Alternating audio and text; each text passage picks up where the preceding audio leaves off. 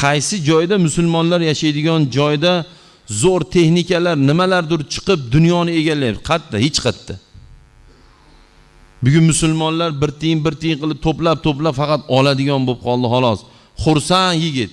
O'zi Rolton yeb o'tiradi, qo'ldan iPhone.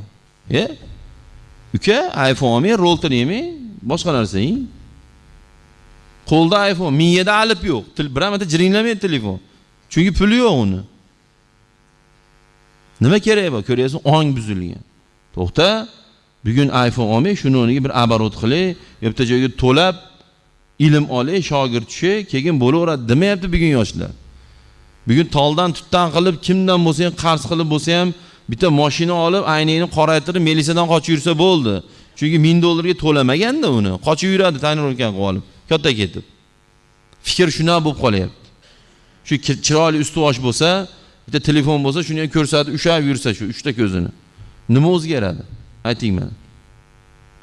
Bitta so'ltamat zo'r qilib kiyintirdingiz, qo'liga iPhone 13 ni berib qo'ydingiz. Hop, jentrani qorasiga 100 tani robka qilib, otini yozdirib berdingiz nomeriga. Nima bo'ladi? Roldagi so'ltamat nima, sulton bo'lib qoladimi? So'ltamat o'tiraveradi u. Bugun inson odobi bilan, axloqi bilan, bilimi bilan, dunyo qarashi bilan, odamgarchilik bilan o'zgarishga harakat qilishimiz kerak.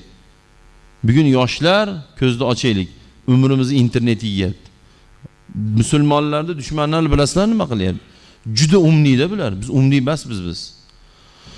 Bular internetda arzon va shunaqa o'yinlar chiqaryapti. Biz o'yin o'ynab o'tiribmiz-ku. Uzr, men o'zimni ham qo'shib gapiray. Xaribga o'xshab o'ynab o'tiribmiz-ku. Ular borib shunaqa texnikalar chiqaryapti. Biz o'yinga tiqib qo'ygan, og'zimizni ochib o'tiribmiz biz hozir. Shu dardimiz. Mana bugun qumordan dod deyotganlar. Qancha? Millionlab. Internetdagi qumordan, to'g'rimi? To'lib ketdi.